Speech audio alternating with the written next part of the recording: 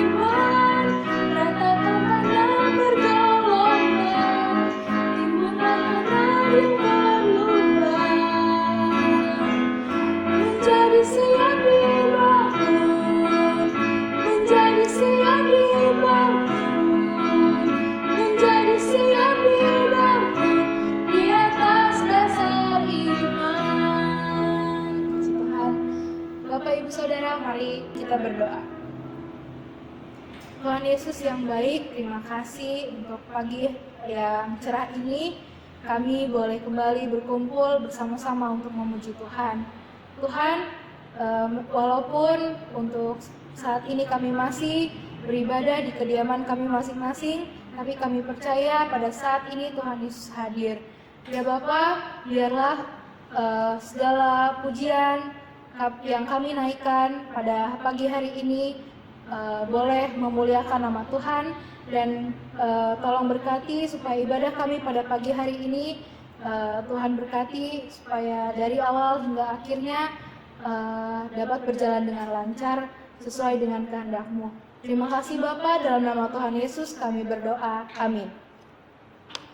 Bagaikan bejana yang siap dibentuk, demikianlah hidup kita di dalam tangan Tuhan. Biarlah pujian ini menyiapkan hati kita untuk mendengarkan firman Tuhan.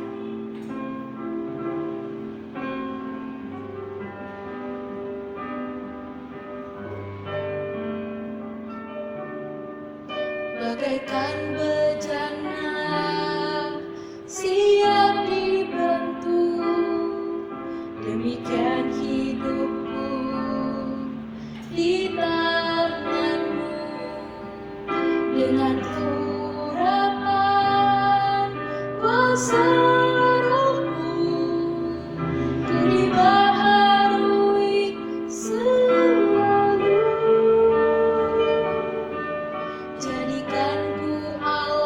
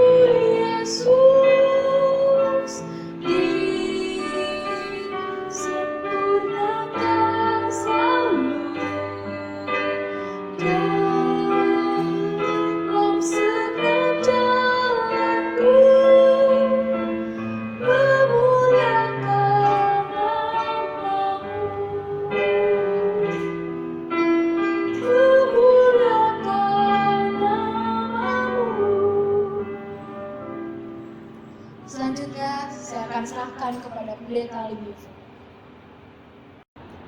Sidang sekalian, saat ini kita akan mendengarkan firman Tuhan yang diambil dari Yohanes pasal 21 ayat 1 sampai 14. Mengganti pembacaan Alkitab, kita akan menyaksikan video berikut ini.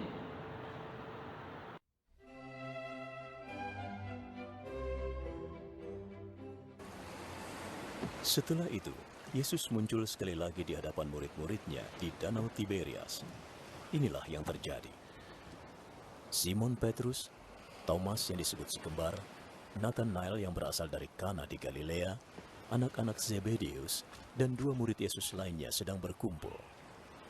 Simon Petrus berkata kepada yang lain, "Kami akan menangkap ikan." "Kami akan ikut denganmu," kata mereka.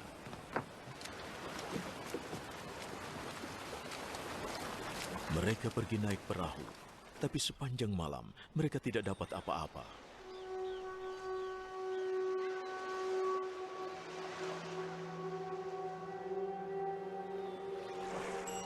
Saat matahari mulai terbit, Yesus berdiri di tepi pantai. Tapi para murid tidak tahu bahwa itu Yesus. Anak muda, kalian sudah menangkap ikan? Tidak satu pun. Tebarkan jala kalian ke sebelah kanan perahu. Kalian akan mendapatkan ikan.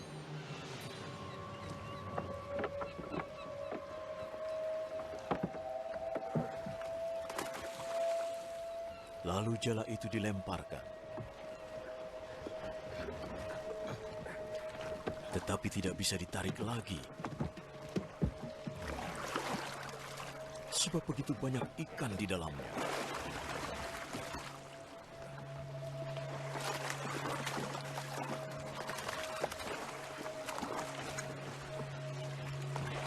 Murid yang dikasihi Yesus berkata pada Petrus, Itu adalah Tuhan.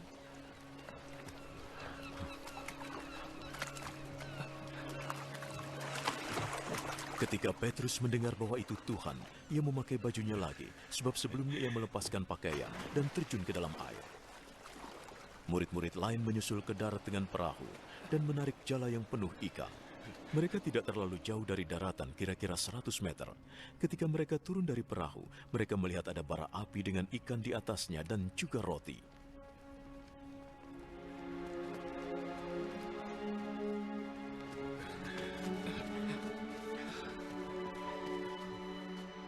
Bawalah ikan yang baru saja kalian tangkap. Simon Petrus naik ke perahu dan menarik jala yang penuh dengan ikan besar ke darat. Semuanya ada 153 ekor. Meskipun ikannya banyak, tetapi jalannya tidak robek. Mari, kita makan. Tidak seorang pun berani bertanya padanya, "Engkau siapa?" Sebab mereka tahu bahwa itu Tuhan. Yesus mendekati mereka, mengambil roti, memberinya pada mereka, begitu juga ikannya. Inilah ketiga kalinya Yesus menampakkan diri kepada murid-muridnya setelah ia bangkit dari kematian.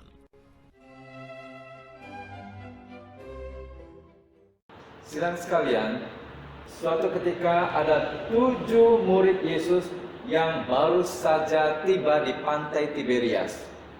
Mereka telah menempuh perjalanan lebih kurang 100 km dari Yerusalem ke pantai itu.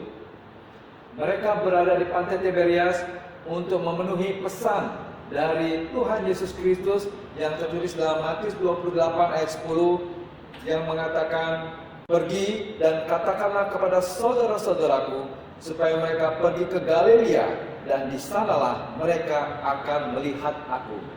Murid-murid Yesus adalah orang-orang yang bekerja keras.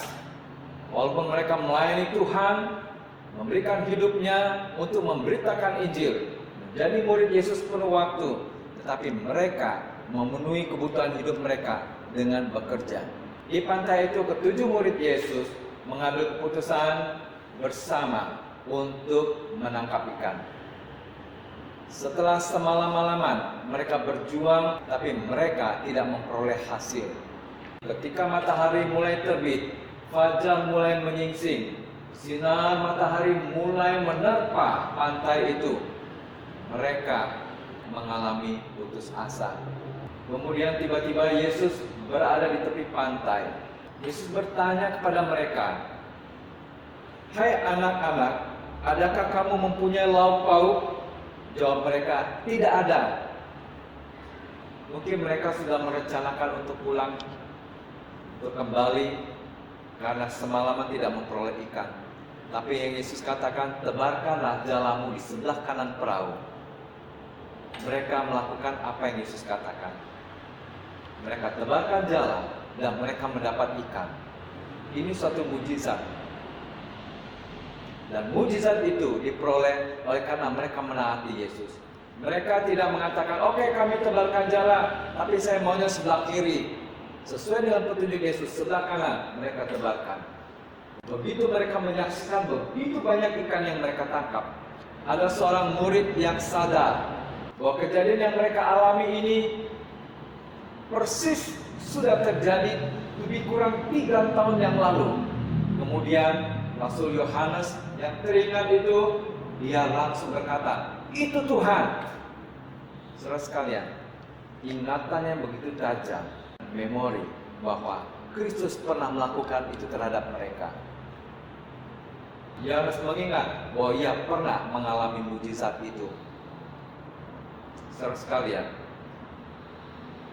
kejadian ini pun mengingatkan kita bahwa di dalam perjalanan hidup kita punya pengalaman pribadi dengan Tuhan yang membawa kita kepada puncak kerohanian kita yang tinggi. Dan ada saatnya ketika kita mengalami pergumulan yang berat, kita perlu kembali kepada memori yang pernah kita alami bersama dengan Tuhan. Mungkin kita mempunyai pengalaman di suatu tempat tertentu di mana kita begitu dekat dengan Tuhan. Mungkin itu sebuah taman doa, mungkin itu di sebuah gereja, mungkin itu di rumah ketika kita berdoa secara pribadi kepada Tuhan. Ketika kita mengalami pergumulan berat, ada saatnya kita perlu mendatangi tempat-tempat seperti itu yang pernah membawa kita memperoleh pengalaman yang dekat dengan Tuhan. Saudara sekalian, sebagaimana halnya murid-murid Yesus ketika melewati pantai Tiberias, mereka mengulangi memori yang pernah mereka alami. Kehadiran Yesus di pantai Tiberias untuk membuktikan juga kepada muridnya bahwa dia sungguh-sungguh bangkit.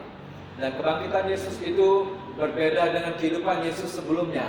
Yesus yang sekarang bangkit bukan lagi sebagai manusia biasa, tapi dia bangkit sebagai Tuhan. Yesus pernah berkata, aku tidak akan meninggalkan engkau sebagai yatim piatu.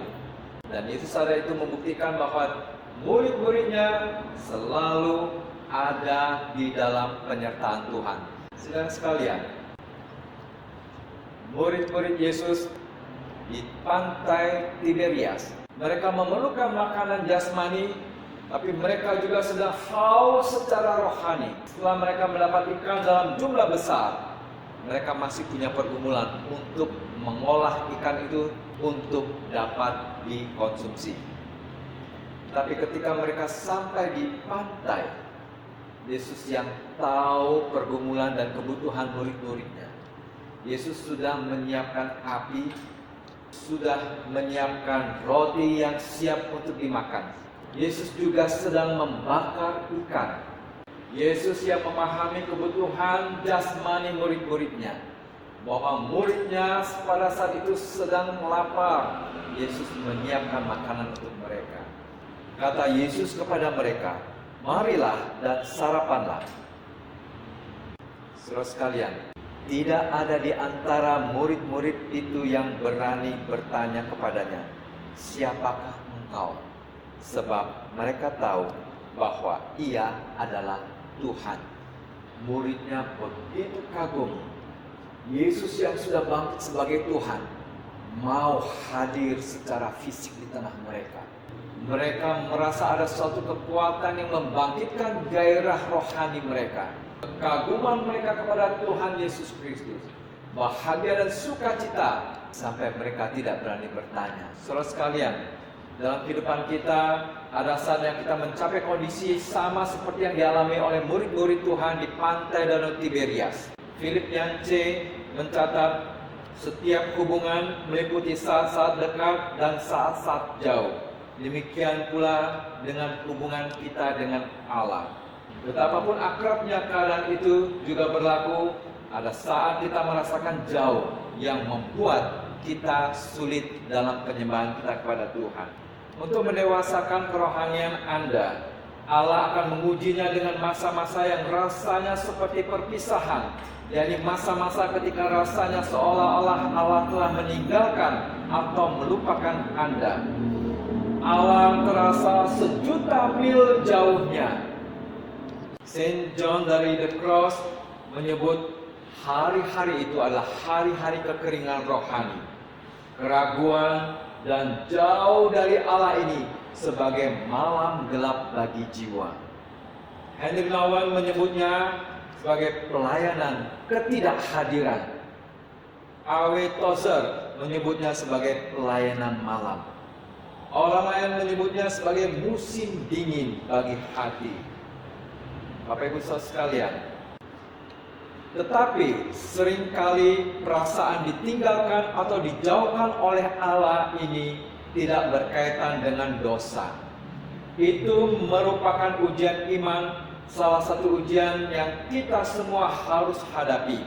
Kesalahan yang paling umum dalam hubungan kita dengan Allah adalah kita lebih mencari suatu pengalaman dan bukannya mencari Allah itu sendiri. Ketika kita seorang Kristen baik, Allah memberi kita banyak pengalaman yang menguatkan, dan seringkali Ia menjawab banyak doa kita yang kekanak-kanakan dan mementingkan diri sendiri. Tetapi ketika kita bertumbuh dalam iman, Dia akan melepaskan kita dari kebergantungan itu. Allah selalu ada, bahkan ketika kita tidak menyadarinya. Allah ingin kita merasakan kehadirannya, tetapi Allah lebih suka kita mempercayainya ketimbang kita merasakannya. Dalam Mazmur 116 ayat 10, Daud berkata, "Aku percaya, sekalipun aku berkata, aku ini sangat tertindas." Daud percaya akan perlindungan dan pemeliharaan Allah, walaupun kenyataannya dia merasa sangat tertindas. Imannya begitu kuat kepada Tuhan, dan hubungannya dengan Tuhan tidak dipengaruhi dengan kondisi. Walaupun dia merasa tertindas, tapi hubungannya tetap dekat dengan Tuhan. Berbeda dengan lagu yang pernah kita dengar, Tuhan, Tuhan yang Maha Esa, aku jauh, Engkau jauh, aku dekat, Engkau dekat. Itu hanya sebuah lagu. Tapi kenyataan adalah, walaupun kita merasa Allah itu jauh, Allah tetap ada, dekat bersama dengan kita. Jauh dekatnya Allah kadang-kadang diukur dengan perasaan manusia. Tetapi murid-murid Tuhan mengalami keseimbangan pikiran dan perasaan. Meskipun mereka dalam keadaan yang tidak menyenangkan, mereka tahu Allah tetap menyertai mereka. Murid Tuhan tahu bahwa Allah memelihara mereka, meskipun mereka harus berjuang keras setiap hari mencari nafkah, tapi mereka tetap bersyukur untuk setiap keadaan yang mereka hadapi. Ada sebuah ilustrasi untuk menggambarkan hal ini. Suatu kali ada kontes melukis dengan tema damai. Banyak orang melukiskan damai dengan pemandangan yang indah, keluarga yang harmonis, dan lain-lain. Tetapi yang memenangkan perlombaan adalah lukisan sepasang burung yang dapat bernyanyi ketika dalam menghadapi hujan badai. Gambaran ini hendak mengatakan mungkin Tuhan tidak mengirim mujizat untuk menghilangkan masalah kita dan tetap mengizinkan badai kehidupan itu terjadi. Tapi ketika kita menghadapinya, Tuhan memberikan kekuatan batin untuk tabah mengatasinya dan bahkan dapat bernyanyi memuji Tuhan dalam situasi yang sulit itu. Demikian dengan ketujuh murid Tuhan yang ketika berada di tengah danau Tiberias, Tuhan mengizinkan mereka mengalami kelesuan rohani, keletihan fisik, namun Tuhan hadir di tengah-tengah mereka untuk memberikan penghiburan dan kekuatan kepada mereka. Saudara sekalian, bagaimana dengan kehidupan kita. Apakah kita sedang mengalami kelesuan, letih karena beban masalah yang begitu berat? Marilah datang pada Yesus dan serahkanlah segala bebanmu kepadanya. Ia berjanji, aku sekali-kali tidak akan membiarkan engkau, dan aku sekali-kali tidak akan meninggalkan engkau.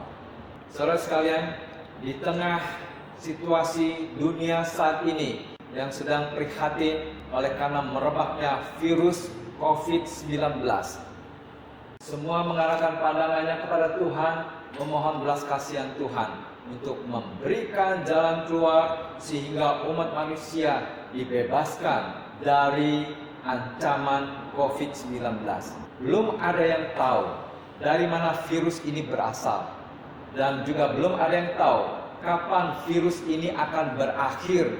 Tetapi kita punya keyakinan bahwa kasih Tuhan begitu besar kepada umatnya.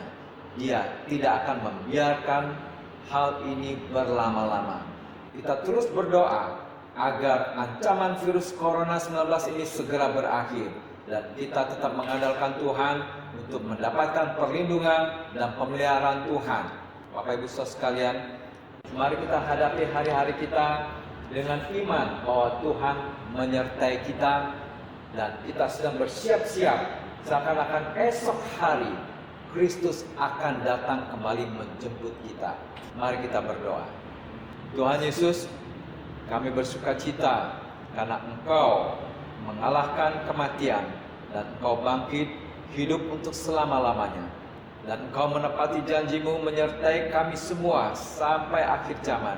Kami saat ini memohon kiranya Tuhan berkenan untuk mengakhiri wabah virus Corona 19 di muka bumi ini. Saat ini Tuhan, kami mohon terus pertolongan Tuhan, belas kasihan Tuhan, campur tangan Tuhan untuk memberkati hari-hari kami. Terpujilah Engkau ya Bapa, kami serahkan kehidupan kami selanjutnya ke dalam pimpinan dan pertolongan-Mu. Di dalam nama Tuhan Yesus Kristus kami berdoa. Amin. Baik saudara sekalian, mari kita memuji Tuhan untuk mengungkapkan begitu besar kasih Tuhan bagi kita yang tiada batasnya.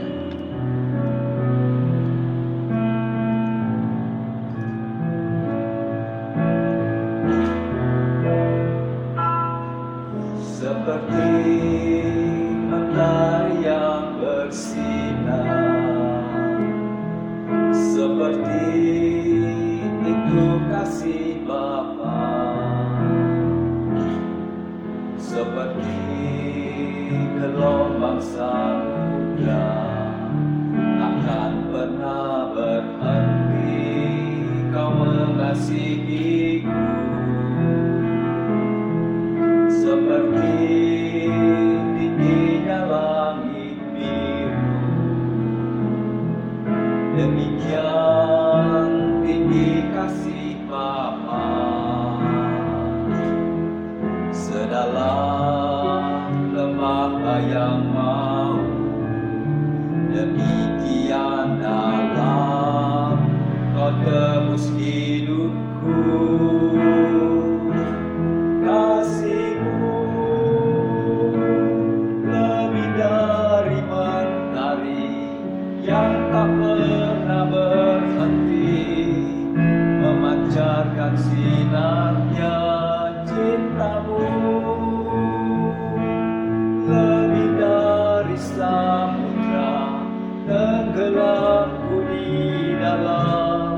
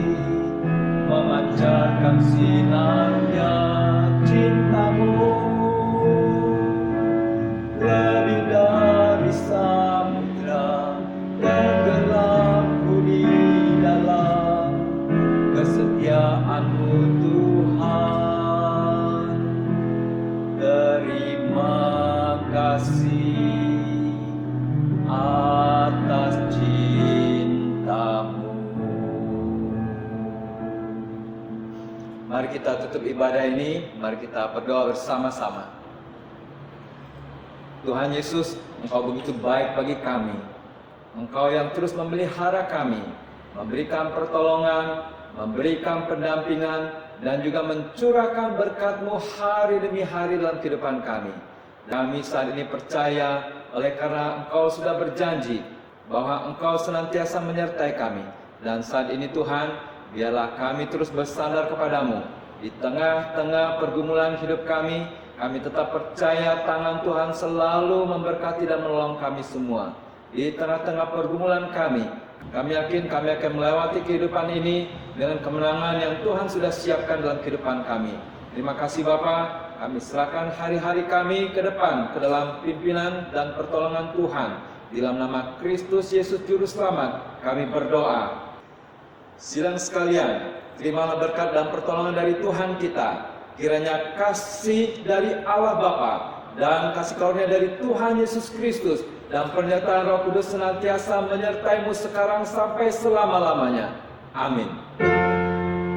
Terima kasih Yesusku, terima kasih Yesusku.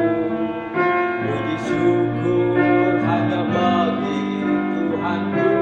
Terima kasih Yesusku, terima kasih Yesusku. Puji syukur hanya bagi Tuhanku. Puji syukur hanya bagi Tuhanku. Sidang sekalian, demikianlah ibadah kita sudah selesai. Selamat hari Minggu. Kiranya Tuhan memberkati kita semua.